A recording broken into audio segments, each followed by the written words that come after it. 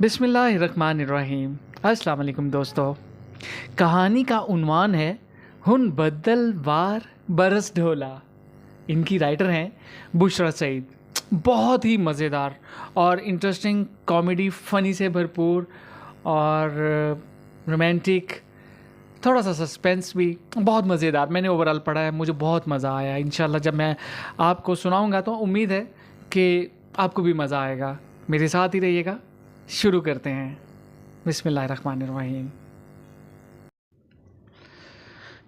کال بیل پر انگلی رکھتے ہی اس کے جسم نے ایک ہچکولا کھایا تھا۔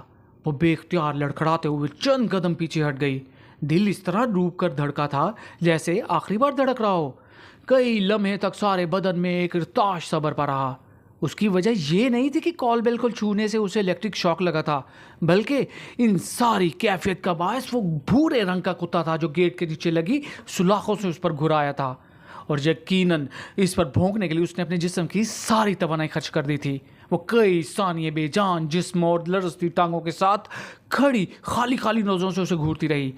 جیسے ہی وہ کچھ حواسوں میں آئی، سب سے پہلا کام اس نے یہ کیا کہ ایک موٹا سا پتھر اٹھا کر اس زور سے تاک کر کتے کی تھوتنی پر مارا کہ وہ درد سے بلبلا کر چین چین کرنے لگا۔ ستم اٹھانے کے باوجود اس کی العزمی میں چنداں فرق نہیں آیا تھا۔ وہ اب بھی باہر نکلنے کی جستجو میں بےتاب نظر آ رہا تھا۔ کبھی وہ تنگ سلاخوں میں سے پنجے باہر نکال کر ہوا میں لہراتا اور کبھی نچلے خلا سے تھوتنی باہر کو دھکیلنے لگتا۔ اس کے جارحانہ تیوروں سے عیاں تھا اگر گیٹ کھلا ہوتا تو وہ ایک لمحے میں اسے نوچ ڈالتا۔ او خدایا، یہ اکیڈمی والوں نے مجھے کس خطرناک جگہ پر بھیج دیا ہے۔ اس نے گیٹ سے اپنا فاصلہ مزید بڑھاتے ہوئے سوچا۔ اس خون خوار کتے کی موجودگی میں تو ہرگز یہاں نہیں آیا جا سکتا۔ اسے آج موقع نہ ملا تو پھر کبھی اور دن اس کا داؤ چل جائے گا۔ اس نے مدد کے لیے ادھر ادھر نظر دوڑائی، لیکن دور دور تک سڑک سے اٹھتی گرد اور دھوپ کی جلن سے سہمے ہوئے درختوں کے سوا کچھ دکھائی نہیں دے رہا تھا۔ بھونکتے بھونکتے کتے کا گلا بیٹھ گیا تھا، لیکن اسے تو جیسے کسی بات کی پرواہ ہی نہ تھی۔ وہ اس پر حملہ کرنے کی چاہ میں نیم دیوانہ سا ہو چلا تھا۔ وہ کافی دیر تک چلچلاتی دھوپ میں کھڑی انتظار کرتی رہی کہ شاید گھر کے مکینوں میں سے کوئی اس کی داد رسی کے لیے آ پہنچے، لیکن ان لوگوں کے کان پر تو جیسے جوں تک نہ رنگ رہی تھی۔ حالانکہ اس کے خیال میں کتے کا رنگ ایسا روح فرسا تھا کہ اسے قبروں میں سوئے ہوئے مردوں کو بھی جھنجھوڑ ڈالتا۔ کیسے لاپرواہ لوگ ہیں، گھر میں ہلکائے ہوئے کتے چھوڑ کر خود چین سے بیٹھے ہیں۔ اس نے دوبارہ بیل بجانے کی بجائے اس خیال پر لعنت بھیجتے ہوئے واپسی کے لیے قدم بڑھائے۔ کئی روز کی تگ و دو کے بعد ایک اکیڈمی کے ذریعے اسے یہ ٹیوشن ملی تھی۔ پیسے بھی اچھے مل رہے تھے اور یہ کالونی بھی اس کے گھر سے زیادہ دور نہ تھی، اس لیے اس نے خود گھر آ کر پڑھانے کی حامی بھر لی تھی۔ پہلے وہ کچھ متذبذب تو تھی، لیکن کالج کے اخراجات پورے کرنے کے لیے ٹیوشن پڑھانا تو ناگزیر ہو چکا تھا، اور آج پہلے دن جب وہ مقررہ وقت پر پہنچی تھی تو کتے کے مذموم ارادے آڑے آ گئے تھے۔ وہ سڑک پار کر چکی تھی اور اس گھر سے اس کا فاصلہ خاصا بڑھ گیا تھا، لیکن کتا ابھی تک بدستور بھونک رہا تھا۔ گو کہ اس کے بھونکنے کی طاقت اب خاصی مان پڑ چکی تھی اور وہ تقریباً کھانسنے لگا تھا، لیکن اس کے جنون میں کمی نہیں آئی تھی۔ اس نے جیسے ہی مڑ کر ایک نظر پیچھے ڈالی، کتا پوری طرح اچھل کر زور و شور سے وویلا کرنے لگا۔ کتے کے اس توہین امیز انداز نے اسے پہ تنگے لگا دیے۔ وہ تقریباً دوڑتے ہوئے واپس آئی اور ایک پتھر اٹھا کر اس کا نشانہ لینے لگی۔ کوئی بات نہیں، چاہے یہ ٹیوشن میرے ہاتھ سے چلی جائے، لیکن میں تمہیں زندہ نہیں چھوڑوں گی۔ میں یہیں سے پتھر مار مار کر تمہیں سنسار کر دوں گی۔ میں نے بہت برداشت کر لیا، بےہودگی کی بھی کو حد ہوتی ہے۔ اس نے بڑبڑاتے ہوئے پتھر والا ہاتھ بلند کیا ہی تھا کہ اپنے عقب میں کسی کی آواز سن کر چونکنے پر مجبور ہو گئی۔ بلیک جینز اور وائٹ اینڈ بلیو لائننگ والی شرٹ میں ملبوس وہ خاصا ہینڈسم نوجوان تھا اور غالباً اسی سے مخاطب تھا، کیونکہ کتا تو شاید اس کا مخاطب نہیں ہو سکتا تھا۔ محترمہ، آپ اس بے بس جانور پر سنگباری کر کے قتل جیسے کبھی فعل کی مرتکب ہونا چاہتی ہیں؟ آپ کس خوشی میں مجھ سے بے تکلف ہو رہے ہیں؟ یہاں سے چلتے پھرتے نظر آئیے، ورنہ میں یہ سنگباری آپ پر بھی کر سکتی ہوں۔ اتنی دیر سے دھوپ کی تندی اور کتے کی ہاکار برداشت کر کے وہ سخت جھنجھلائی ہوئی تھی۔ اوپر سے اس اجنبی کا انداز تخاطب اسے مزید تپا گیا تھا۔ مجھ خاکسار کو تابش کہتے ہیں اور میں جانوروں کے لیے اپنے دل میں نہایت نرم گوشہ رکھتا ہوں۔ اس کے لہجے کا نوٹس لیے بغیر وہ ڈھٹائی سے گویا ہوا۔ کیا پوچھ سکتا ہوں اس معصوم نے آپ کا کیا بگاڑا ہے؟ मासूम, उसने आंखें फैलाते हुए दोहराया। ज़रा इस मासूम को मौका तो देकर देखिए, जब ये आपकी लाश पे मोड़ रहा होगा तब आपको इसकी मासूमियत का सही अंदाज़ा होगा। और अब अपना रास्ता नापिए, मैं हर ऐरे गहरे से बातचीत नहीं किया करती। वो तेवरियाँ चढ़ा कर बाहर काट खाने वाले लहजे में बोली। मैं तो आपको ये बताने की कोशिश कर रहा था कि अगर आप इस गरीब को इस कदर सताएंगी तो ये गेट के ऊपर से हाई जंप करके ज़रिए आप पर हमला कर देगा, और मुमकिन है अब तक ये तरकीब उसकी समझ में आ चुकी हो।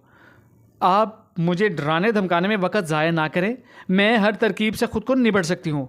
इसने लहजे को हतल मकान पुरसकून रखने की कोशिश की। हालांकि इस दिल दहला देने वाले इंकशाफ पे उसके रोंगटे खड़े हो गए थे और वो गैर महसूस तौर पर कदम ब कदम पीछे हटने लगी थी। वो कुछ देर तो खड़ा उसके चेहरे के तने नकूश देखता रहा, फिर कंधे उचकाता एक तरफ चल पड़ा। उसे वापस मुड़ता देखकर उसको एक ख्याल सूझा। उसने आवाज़ में हतलवसा मिठास घोलते हुए उसे पुकार लिया। भाई, मेरा एक काम तो कर दीजिए। वो यकबार की तड़प कर मुड़ा था। भाई, आप इतनी बदज़ौक़ हो सकती हैं, मैं सोच भी नहीं सकता था। इस आग बरसाते मौसम में आपकी ज़बान ने जो शोला उगला है उसने मेरी रूह को भी जलसा डाला है। अब आपकी उम्र इतनी ज़्यादा भी नहीं कि मैं आपको अंकल कहूँ, और अगर मुझे आपसे काम पड़ ही गया है तो इतना भी मत फैलिए, बस ज़रा ये कॉल बेल तो बजा दें। क्या? वो उछल कर पीछे हटा। आपने मेरी जान को इस कदर अर्ज़ान समझ रखा है? यकीन मानिए मेरी इस कुत्ते से हरगिज़ कोई जान पहचान नहीं है। तो फिर जाइए यहाँ से, खड़े खड़े मेरा दिमाग क्यों चाट रहे हैं? उसने माथे पर आए पसीने को इस जोर से पूंछा कि जिल्द दुखने लगी। खैर, अब मैं ऐसा भी गया गुजरा नहीं हूँ कि एक दुखी हसीना की इतनी सी मदद ना कर सकूँ। न जाने क्यों आपके लिए जान जोखिम में डालने को जी चाह रहा है। वो तेज़ कदमों से गेट की तरफ बढ़ा। उसके करीब आने पर कुत्ता हैरत अंगेज तौर पर पुरसुकून हो गया था और अब दुम हिलाते हुए इधर उधर टहल रहा था। ए नीरो, चलो भागो यहाँ से, उसने कुत्ते को पिचकारते हुए गेट को अंदर धकेल दिया। आइए मोहतरमा, तशरीफ़ लाइए। वो स्याह भंवरा आंखों में शरारत लिए उसके चेहरे पर नजरें जमाए हुए बोला। कुत्ता वहाँ से गायब हो चुका था। वो होंक बनी अभी तक वहीं जमी खड़ी थी। वैसे मामला कुछ उसकी समझ में आ चुका था। यकीनन ये लड़का इस घर का रहने वाला था, इसीलिए कुत्ते ने इस कदर शनासाई का मुजाहरा किया था। घटिया, बदमाश, दफंगा, इतनी देर से धूप में खड़े होकर तफनन फरमाया जा रहा था। मेरा तो मेकअप भी बहकर बर्बाद हो चुका होगा। वो दिल ही दिल में उसे कोसते हुए साथ बोली। वैसे मुझे आपसे इसी घटिया रवैये की तवक्को थी और मैंने आपके भोंडे मजाक को हरगिज़ इंजॉय नहीं किया। उसने हिसाब बराबर करना ज़रूरी समझा। जवाब में वो कुछ बोलने के लिए मुंह खोल ही रहा था कि ड्राइंग रूम से बाहर निकलती खातून को देखकर खामोश हो गया। अरे, ये कौन है? भाभी, दरअसल ये नीडो को कत्ल। जी मैं ट्यूशन पढ़ाने आई हूँ। उसने खा जाने वाली नज़रों से उसे घूरते हुए जल्दी से कहा। ओह, तो आप हैं निगम। आप पहले ही दिन आधा घंटा लेट हैं। रिस्ट वॉच पर नज़र डालते हुए खासे रूखे फीके लहजे में कहा गया। अगर आप इस घर में ट्यूशन पढ़ाना चाहती हैं तो वक्त की पाबंदी आपके लिए लाजमी होगी। बेबी को 5 बजे कारी साहब पढ़ाने आते हैं। बहरहाल आप ड्राइंग रूम में तशरीफ़ रखिए, बेबी वहीं इंतज़ार कर रही है। मुझे दरअसल एक पार्टी में पहुंचना है। इंशाअल्लाह कल आपसे तफसीली मुलाकात होगी। वो उसे कुछ बोलने का मौका दिए बगैर उजलत में कहते हुए पोर्टिको में खड़ी मर्सिडीज़ की तरफ बढ़ गई। बदतमीज़ मगरूर औरत, जैसे मैं तो इस घर की चाकरी करने के लिए मरी जा रही हूँ। उसने नखुवत से इनकारा भरा ड्राइंग रूम का रुख किया। कमरे में दाखिल होते ही खुनक हवा का झोंका चेहरे से टकराया था। एसी की ठंडक से रचे बसे इस कमरे में आने के बाद उसे हकीकी मानों में दोज़ख और जन्नत का फ़र्क मालूम हो रहा था। सामने सोफे पर एक 5-6 साल की दुबली पतली बच्ची बैठी थी और इसकी तरफ देख रही थी। क्या आप मेरी ट्यूटर हैं? वो आगे बढ़कर इसके पास ही सोफे पर बैठ गई। जी, मैं आज से आपको पढ़ाया करूंगी। वो खासी शगुफ्ता लहजे में बोली थी और उसे खुद अपने लहजे पर हैरत हो रही थी।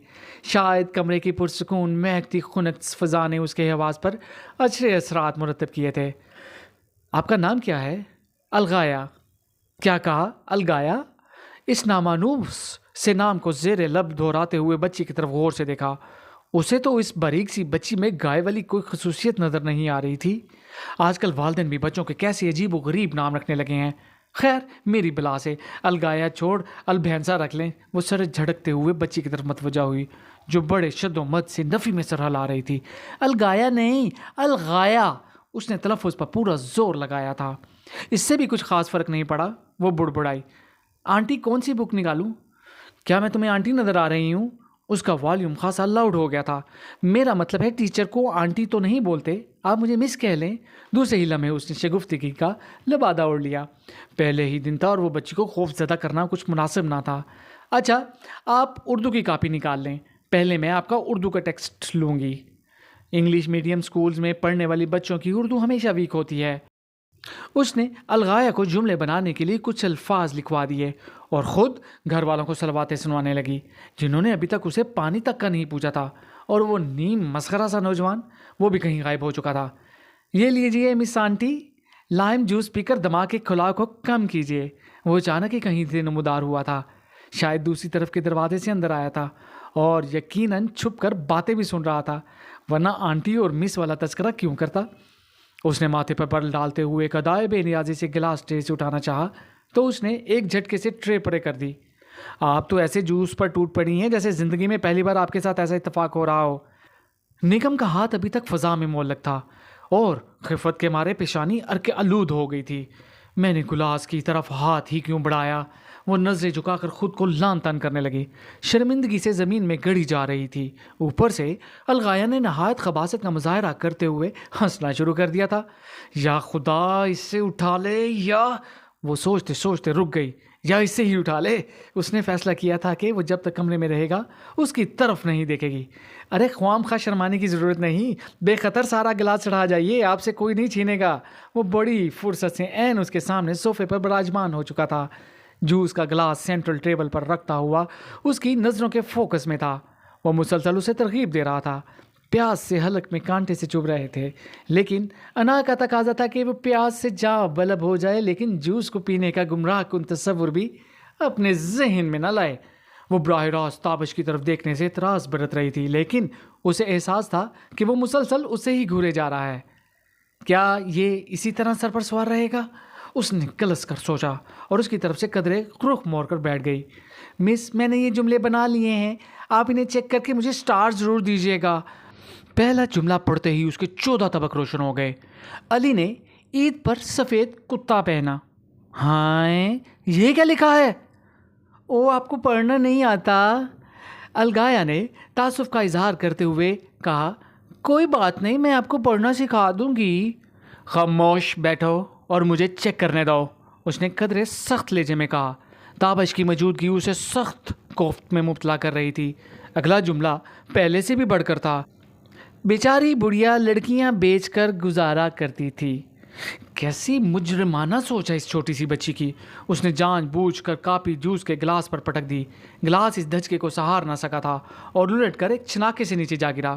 تابش جوس کے چھینٹوں سے بچنے کے لیے اچھل کر کھڑا ہو گیا۔ ارے، آپ نے تو پہلے ہی دن ہمارے گھر میں توڑ پھوڑ شروع کر دی۔ مانا آپ پہلی دفعہ مہذب دنیا میں آئی ہیں، لیکن اب آپ کو پرانے طور طریقے چھوڑ دینے چاہیے۔ آپ خود ہوں گے جنگلی۔ اس کے صبر کا پیمانہ اب چھلک رہا تھا۔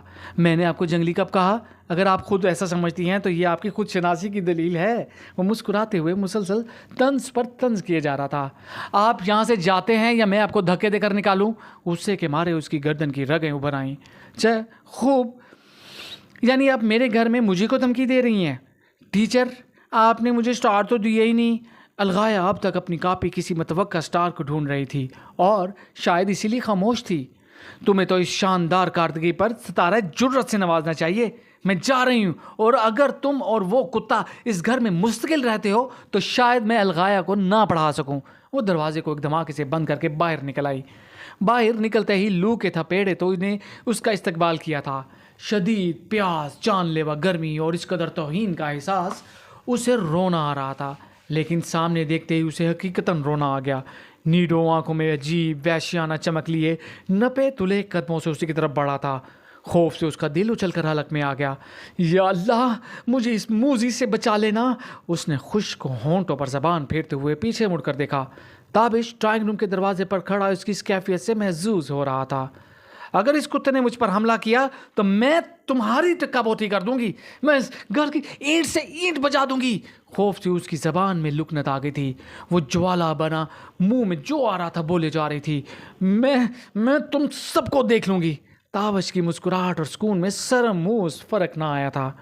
آپ خود ماشاءاللہ اتنی با وصف ہیں، یہ بیچارہ آپ کے سامنے کیا حیثیت رکھتا ہے؟ اس کی طرف سے کٹور پن کی انتہا پر نگم کی ٹانگوں کی لرزش میں اضافہ ہو گیا۔ نیڈو کی اس قربت خطرناک حد تک بڑھ چکی تھی اور اس کے حلق سے نکلنے والی گراہٹیں اسے جی جان سے لرزا رہی تھیں۔ الغایا، اس نے گھگیاتے ہوئے پکارا۔ کتے نے یکدم اس کی طرف چھلانگ لگا دی۔ بس پھر کیا تھا، اس نے آنکھیں بند کر کے دل خراش چیخوں کا تانتا باندھ دیا۔ کیا ہوا مس؟ الغایا اس کا ہاتھ پکڑ کر ہلا رہی تھی۔ آپ رو کیوں رہی ہیں؟ اس نے ڈرتے ڈرتے آنکھیں کھولیں تو نیڈو کو تابش کے قدموں میں لوٹتے دیکھ کر اس کا جی چاہا کہ زمین پھٹے اور وہ اس میں سما جائے، لیکن اس وہ سے مراد وہ تھا جو منہ پھاڑ کر یوں کہہ کے لگا رہا تھا جیسے کوئی میدان مار لیا ہو۔ اس نے قہر آلود نظروں سے اسے دیکھتے ہوئے الغایا سے ہاتھ چھڑا لیا اور تقریباً بھاگتے ہوئے گیٹ سے باہر نکل آئی۔ تابش نے گیٹ تک اس کا تعاقب کیا تھا۔ کل آپ کس وقت آئیں گی؟ دیکھیے ذرا جلدی آ جائیے گا، کہیں بھابھی آپ کو نکال کر کوئی نئی ملازمہ نہ رکھ لیں۔ وہ اپنے گھر تک ایسے انواع اقسام کے نازیبا ناموں سے یاد کرتی ہوئی آئی تھی۔ آج کا دن اس قدر منحوس ثابت ہوگا، اگر اسے علم ہوتا تو کبھی گھر سے باہر قدم نہ رکھتی۔ اتنے صدمات اٹھانے کے بعد ایک اور حادثہ اس کا منتظر تھا۔ ویگن میں اسے پچھلے حصے میں بیٹھنے کو جگہ ملی تھی۔ بے طرح پیاس اور اعصاب شکن تذلیل نے اس کی رگ رگ میں کچاوٹ پیدا کر دی تھی۔ وہ اپنی ہی سوچوں میں غلطاں تھی کہ کنڈکٹر کی آواز نے اسے چمکا دیا۔ وہ اس سے کرائے کے پیسے مانگ رہا تھا۔